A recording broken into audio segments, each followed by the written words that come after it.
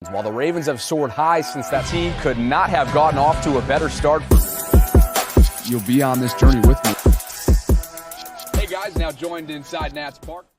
My, oh my, how things can change in a year. NFL Network's Rich Eisen said something recently this week that jogged my memory, and I wanted to share it with you. So that and more is what I have coming up in this episode, which is brought to you by my friends at BetUS. BetUS, America's favorite sportsbook and casino. Live betting and racebook. We're celebrating 30 years with a historic offer. A 125% sign-up bonus on your first 3 deposits. Plus 10% gambler's insurance. Get started today. BetUS, where the game begins. And with that, welcome into the channel. I'm Bobby Trosset, and as always, this is where I bring you Baltimore sports and beyond. The Ravens are in need at the running back position, and the odds right now, courtesy of my friends at BetUS, for DeAndre Swift's next team has the Ravens in the top 5 of this category at plus 800. Most likely destination, though, according to BetUS, the LA Chargers at plus 350, Packers, Texans, and Cowboys. All running back needy teams make this list as well. He is somebody who is a former second rounder out of Georgia, spent his first few years in the league with the Detroit Lions, and then, of course, spent the 2023 season after that acquisition by the Philadelphia Eagles. So he is one of those guys, by the way, that I wouldn't be opposed to bringing in a DeAndre Swift, depending on the price tag. And when you start to look at who else is out there, aside from those names that kind of headline the group, the ones that we've talked about, right? The Saquons, the King Henrys, the Josh Jacobs. I feel like that second tier, there's a case to be made for the Austin Ecklers, the Tony Pollards, and the DeAndre Swifts, especially if, kind of like what Diana Rossini of The Athletic is hinting at here in terms of what the market might dictate for some of those backs. Based on talks with different teams, she wrote, Josh Jacobs and Saquon Barkley sit at the top of free agent running back lists, followed by the next wave of backs like Derrick Henry, DeAndre Swift, and Tony Pollard. That said, some rather pay second-tier players around $6 million rather than $10 million plus to Jacobs and Barkley. Let's see. So if that second tier would include Derrick Henry at a $6 million rate, that's something I'm signing up for if I'm Eric DeCosta in the Ravens front office. And there's been a lot of smoke around this. It feels as if they're in the veteran free agent market when free agency begins and the legal tampering period opens up on Monday. It just feels like that's the case. Justice Hill and Keaton Mitchell are your only 2 backs under contract for 2024. Dobbins and Edwards set to hit the open market. I don't think there's anything imminent getting done with them. They're definitely, I would think, going to look to refuel with a back at some point in the draft. But that's a price point that I would be more than comfortable with. But again, there's a lot of names on this list that are attractive and I think could really help the Ravens. They don't necessarily need that overwhelming bell cow who's going to be the guy. We know they're going to take a running back by committee approach. A lot of the scheme that Greg Roman implemented is still around with Todd Monken from a running back standpoint, rushing scheme-wise. So, anyway, something to keep in mind. DeAndre Swift, next team, has the Ravens on that list. Top 5 at plus 800. Before we continue, BetUS is going to give you a 125% bonus not only on your first deposit, but on your first 3 deposits up to $2,500 if you use the promo code JOIN125. That's JOIN125. On top of that, they're going to give you 10% gambler's insurance for your net losses if you're active every 6 months. It's a great time of year to tell you that they do much more and they offer much more on BetUS.com other than football, being that we're in the NFL offseason. Doesn't feel like it this week with free agency. But basketball, soccer, baseball, they offer a variety of wagers you can make within all those categories. Pre-game, live betting, parlays, prop bets. A special thank you to BetUS for sponsoring the channel, not only all throughout football season, but now as we get into the NFL offseason. And, of course, Orioles baseball is just a few weeks away as well. Here's what jogged my memory about something. It was what Rich Eisen had to say this week after the NFL Combine over the weekend in Indianapolis. Number 3 of my top 5 rumors I heard at the Combine is the Giants are absolutely done with Daniel Jones. Wow. Done. Wow. Absolutely done. Done. Might have to play him this year, but that ain't it. And they feel that ain't it. The words I heard at the Combine multiple times, 2 words were buyer's remorse. Number 3. My, oh my. So here's the reason why I bring that up. We all remember that Daniel signed a big contract extension with the New York Giants a year ago around this time. 4 years, $160 million. That included a $36 million signing bonus, $92 million guaranteed, and an average annual salary of $40 million. Now in 2024, if he is a New York Giant and they don't find some way to get rid of him, he will earn a base salary of $35.5 million, so on and so forth. You can look at these numbers yourself. Okay? Remember, this was relevant to Lamar at the time because he was non-exclusively franchise tagged by the Ravens, which allowed him to go test the open market. But also remember that because Daniel Jones got his extension done before Lamar, it was almost used, his deal, as a cross comparison reference in a sense. And you started to see folks around the NFL be like, oh yeah, from a value standpoint, Lamar should be looking at Daniel Jones' deal. Lamar should be happy and looking at Russell Wilson's deal with Denver. What? Okay, Russ has a Super Bowl under his belt. But what have you done for me lately? And then for Daniel, I think he's got all the ability in the world. Not sure if it was the best fit for him in New York. He's never lived up to the expectations, especially in a New York market.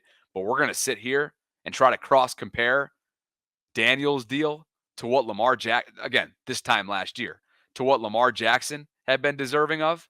I just remember that being like a topic of conversation, and I thought it was ludicrous. And I found this from almost a year ago to the day that Ian Rappaport had to say, updating wise, after Daniel Jones got his extension done with the Giants, he hopped on NFL Network and said this. Well, not much has transpired since then, except for a lot of public conversation about how fair this is to Lamar Jackson, how Daniel Jones could be making more than $30 million that Jackson is making, and what are the Ravens doing by not locking up their star player? To which I would say they're trying. They are trying. They have tried a variety of different ways. They have tried deals heavy in guarantees. They have tried all sorts of ways to get Lamar Jackson to respond and to take some sort of deal that would make him one of the highest paid quarterbacks in the NFL. Believe me, if Lamar Jackson would take the deal that the Ravens have offered, he would make far more than $40 million. But that's not where they are. So instead, he gets the non-exclusive franchise tag, which allows 2 things. 1, perhaps he could play in the tag. That's always possible. 2, a team could step in and make sign an offer sheet for him and try to get him away from the Ravens for 2 first-round picks. Or the Ravens could say, you know what? Let's just let this world set your value and we'll match. And then that's that. And all of those things, I would say, are possibilities. What's so ironic about this is that still to this day, through 6 NFL seasons, okay, I guess 5.5 because of his, sitting behind Joe for the first half and change of his rookie year. The only NFC quarterback to ever beat Lamar in a head-to-head matchup is Daniel Jones and the New York Giants, which is so incredibly ironic. It's also ridiculously dominant in terms of what the Ravens and Lamar have done to NFC teams, this year included. But the reason why I kind of go back down memory lane is like, well, first of all, I was so wrong. I was so wrong this time last year anticipating how things might shake out with Lamar. Like, I was genuinely worried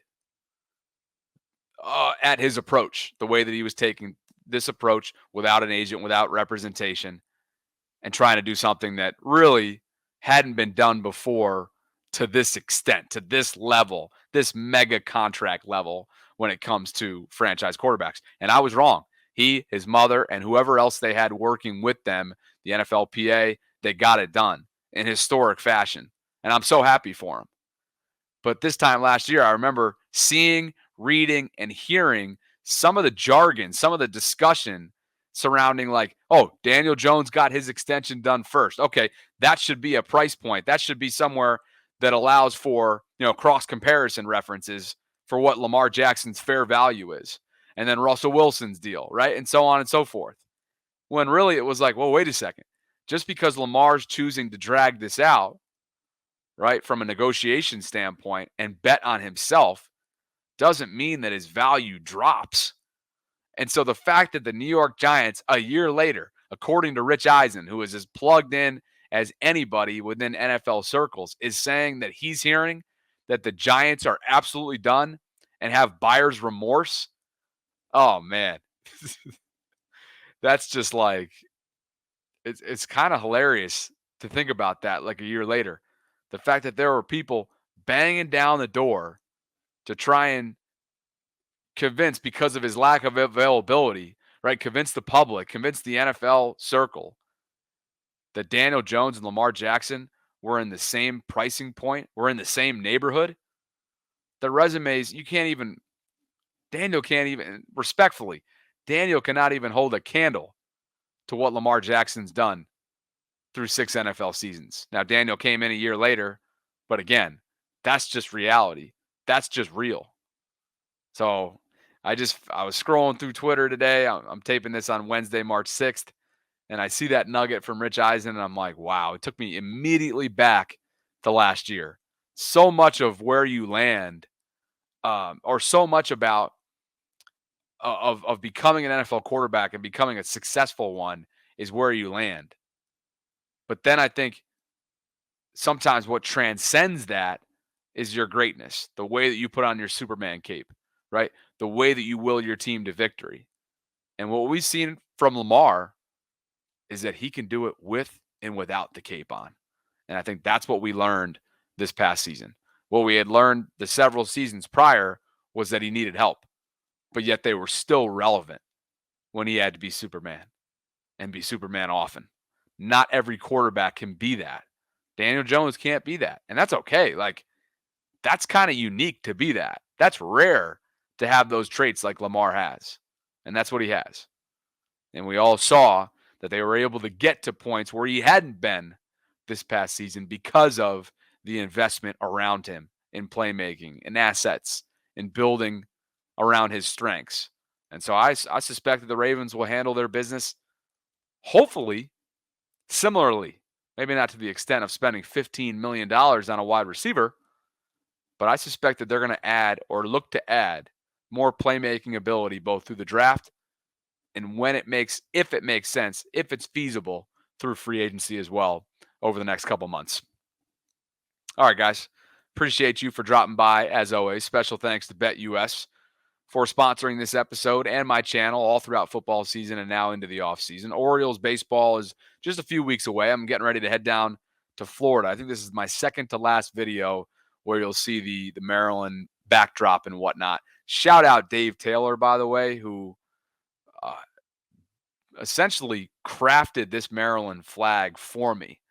He's got a friggin' sweet at-home wood shop where he just puts together incredible masterpieces, and I can't thank him enough. So I will link to Dave's Instagram, website, and everything that you need in order to reach him if you're interested in having a piece made like this, or maybe you want Ravens or Orioles type of woodwork done for your man cave or woman cave. Dave is exceptional, and can't wait to come up with a different piece with him. I think maybe like a Bobby Baltimore customized piece at some point. So just wanted to say thanks to him. It's been a fun start to offseason. We're busy moving forward here with plans for the NFL draft. We have some coverage plans that are in the works, and we hope to announce them with you as soon as possible. So as always, if you haven't already done so and you've been enjoying my content, please hit that subscribe button, hit the notification button to be notified when I'm dropping more content, and like this video if you enjoyed this specific episode. Talk to you soon, guys. Thanks so much.